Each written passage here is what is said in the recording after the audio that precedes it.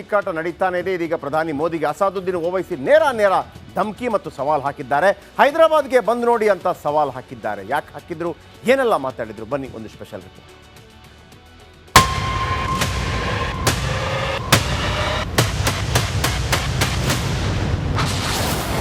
ಮೋದಿ ಎಲ್ಲೋಗ್ತೀಯ, ಬಂದೇ ಬರ್ತೀಯ.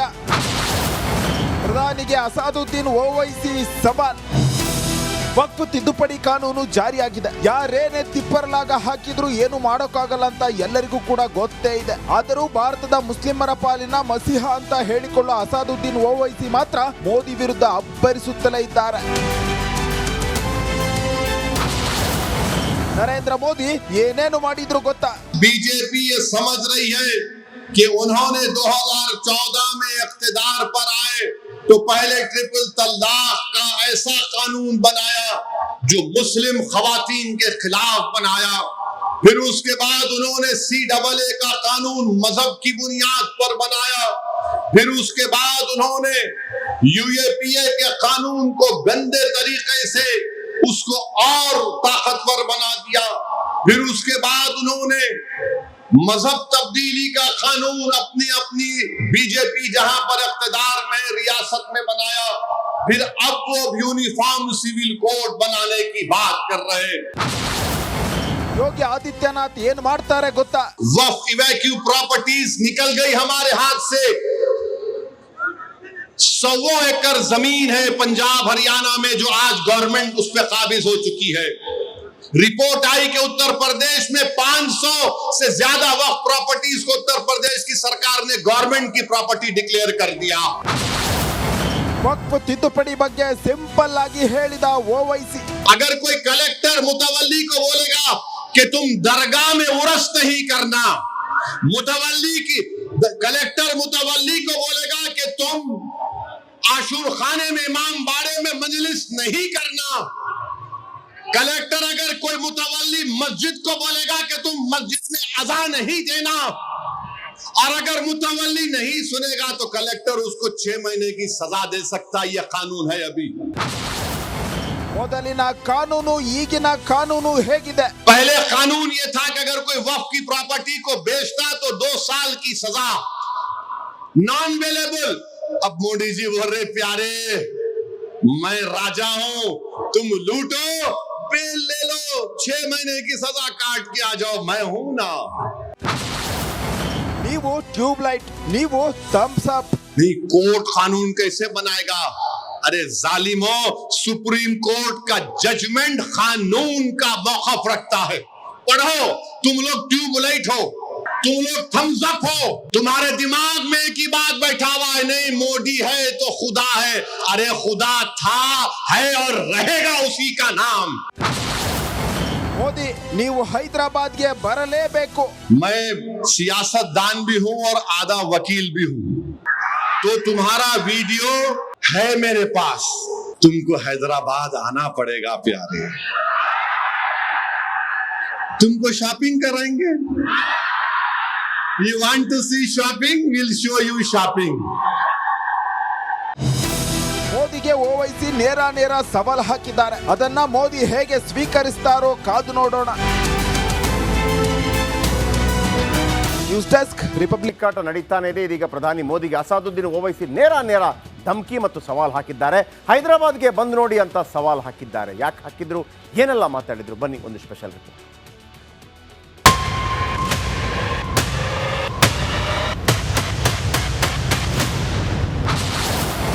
ಮೋದಿ ಎಲ್ಲೋಗ್ತೀಯ, ಬಂದೇ ಬರ್ತೀಯ. ಪ್ರಧಾನಿಗೆ ಅಸಾದುದ್ದೀನ್ ಓವೈಸಿ ಸವಾಲ್. ವಕ್ಫ್ ತಿದ್ದುಪಡಿ ಕಾನೂನು ಜಾರಿಯಾಗಿದೆ. ಯಾರೇನೇ ತಿಪ್ಪರಲಾಗ ಹಾಕಿದ್ರು ಏನು ಮಾಡೋಕ್ಕಾಗಲ್ಲ ಅಂತ ಎಲ್ಲರಿಗೂ ಕೂಡ ಗೊತ್ತೇ ಇದೆ. ಆದರೂ ಭಾರತದ ಮುಸ್ಲಿಮರ ಪಾಲಿನ ಮಸೀಹ ಅಂತ ಹೇಳಿಕೊಳ್ಳೋ ಅಸಾದುದ್ದೀನ್ ಓವೈಸಿ ಮಾತ್ರ ಮೋದಿ ವಿರುದ್ಧ ಅಬ್ಬರಿಸುತ್ತಲೇ ಇದ್ದಾರೆ. ನರೇಂದ್ರ ಮೋದಿ ಏನೇನು ಮಾಡಿದ್ರು ಗೊತ್ತಾ? बीजेपी ये समझ रही है कि उन्होंने 2014 में इख्तिदार पर आए तो पहले ट्रिपल तलाक का ऐसा कानून बनाया जो मुस्लिम खवातीन के खिलाफ बनाया। फिर उसके बाद उन्होंने CAA का कानून मजहब की बुनियाद पर बनाया। फिर उसके बाद उन्होंने यूएपीए के कानून को गंदे तरीके से उसको और ताकतवर बना दिया। फिर उसके बाद उन्होंने मजहब तब्दीली का कानून अपनी अपनी बीजेपी जहां पर इख्तिदार में रियासत में बनाया। फिर अब वो यूनिफॉर्म सिविल कोड बनाने की बात कर रहे हैं। ಯೋಗಿ ಆದಿತ್ಯನಾಥ್ ಏನ್ ಮಾಡ್ತಾರೆ ಗೊತ್ತಾ? वक्फ इवैक्यू प्रॉपर्टीज निकल गई हमारे हाथ से। 100 एकड़ जमीन है पंजाब हरियाणा में जो आज गवर्नमेंट उस पर काबिज हो चुकी है। रिपोर्ट आई कि उत्तर प्रदेश में 500 से ज्यादा वक्फ प्रॉपर्टीज को उत्तर प्रदेश की सरकार ने गवर्नमेंट की प्रॉपर्टी डिक्लेयर कर दिया। ವಕ್ಫ್ ತಿದ್ದುಪಡಿ ಬಗ್ಗೆ ಸಿಂಪಲ್ ಆಗಿ ಹೇಳಿದ ಓವೈಸಿ, अगर कोई कलेक्टर मुतवल्ली को बोलेगा कि तुम दरगाह में उर्स नहीं करना, कलेक्टर मुतवल्ली को बोलेगा कि तुम आशूर खाने में इमाम बाड़े में मजलिस नहीं करना, कलेक्टर अगर कोई मुतवल्ली मस्जिद को बोलेगा कि तुम मस्जिद में अज़ान नहीं देना, और अगर मुतवल्ली नहीं सुनेगा तो कलेक्टर उसको 6 महीने की सजा दे सकता है। यह कानून है। अभी ಮೊದಲಿನ ಕಾನೂನು ಈಗಿನ ಕಾನೂನು ಹೇಗಿದೆ? पहले कानून ये था कि अगर कोई वक्फ की प्रॉपर्टी को बेचता तो 2 साल की सजा, नॉन अवेलेबल। अब मोदी जी बोल रहे प्यारे मैं राजा हूं, तुम लूटो बेल ले लो, 6 महीने की सजा काट के आ जाओ, मैं हूं ना। ನೀವು ಟ್ಯೂಬ್ ಲೈಟ್, ನೀವು ಥಮ್ಸ್ ಅಪ್। नहीं, कोर्ट कानून कैसे बनाएगा? अरे जालिमो, सुप्रीम कोर्ट का जजमेंट कानून का मौखफ रखता है। पढ़ो, तुम लोग ट्यूबलाइट हो, तुम लोग थम्स अप हो, तुम्हारे दिमाग में एक ही बात बैठा हुआ है, नहीं मोदी है तो खुदा है। अरे खुदा था, है और रहेगा उसी का नाम। ಮೋದಿ, ನೀವು ಹೈದರಾಬಾದ್ಗೆ ಬರಲೇಬೇಕು। मैं सियासतदान भी हूं और आधा वकील भी हूं, तो तुम्हारा वीडियो है मेरे पास, तुमको हैदराबाद आना पड़ेगा प्यारे। तुमको शॉपिंग कराएंगे। You want to see shopping? We'll show you shopping.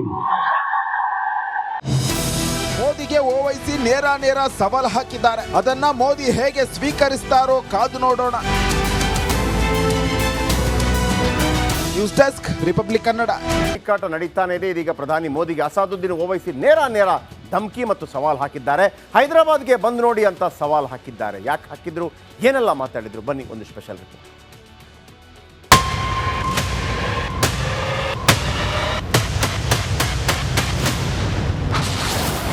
Modi ಎಲ್ಲೋಗ್ತೀಯ, ಬಂದೇ ಬರ್ತೀಯ. ಪ್ರಧಾನಿಗೆ ಅಸಾದುದ್ದೀನ್ ಓವೈಸಿ ಸವಾಲ್. ವಕ್ಫ್ ತಿದ್ದುಪಡಿ ಕಾನೂನು ಜಾರಿಯಾಗಿದೆ. ಯಾರೇನೇ ತಿಪ್ಪರಲಾಗ ಹಾಕಿದ್ರು ಏನು ಮಾಡೋಕ್ಕಾಗಲ್ಲ ಅಂತ ಎಲ್ಲರಿಗೂ ಕೂಡ ಗೊತ್ತೇ ಇದೆ. ಆದರೂ ಭಾರತದ ಮುಸ್ಲಿಮರ ಪಾಲಿನ ಮಸೀಹ ಅಂತ ಹೇಳಿಕೊಳ್ಳೋ ಅಸಾದುದ್ದೀನ್ ಓವೈಸಿ ಮಾತ್ರ ಮೋದಿ ವಿರುದ್ಧ ಅಬ್ಬರಿಸುತ್ತಲೇ ಇದ್ದಾರೆ. ನರೇಂದ್ರ ಮೋದಿ ಏನೇನು ಮಾಡಿದ್ರು ಗೊತ್ತಾ? बीजेपी ये समझ रही है कि उन्होंने 2014 में इख्तिदार पर आए तो पहले ट्रिपल तलाक का ऐसा कानून बनाया जो मुस्लिम खवातीन के खिलाफ बनाया। फिर उसके बाद उन्होंने CAA का कानून मजहब की बुनियाद पर बनाया। फिर उसके बाद उन्होंने UAPA के कानून को गंदे तरीके से उसको और ताकतवर बना दिया। फिर उसके बाद उन्होंने मजहब तब्दीली का कानून अपनी अपनी बीजेपी जहां पर इख्तिदार में रियासत में बनाया। फिर अब वो यूनिफॉर्म सिविल कोड बनाने की बात कर रहे हैं। ಯೋಗಿ ಆದಿತ್ಯನಾಥ್ ಏನ್ ಮಾಡ್ತಾರೆ ಗೊತ್ತಾ? वक्फ इवैक्यू प्रॉपर्टीज निकल गई हमारे हाथ से। 100 एकड़ जमीन है पंजाब हरियाणा में जो आज गवर्नमेंट उस पर काबिज हो चुकी है। रिपोर्ट आई कि उत्तर प्रदेश में 500 से ज्यादा वक्फ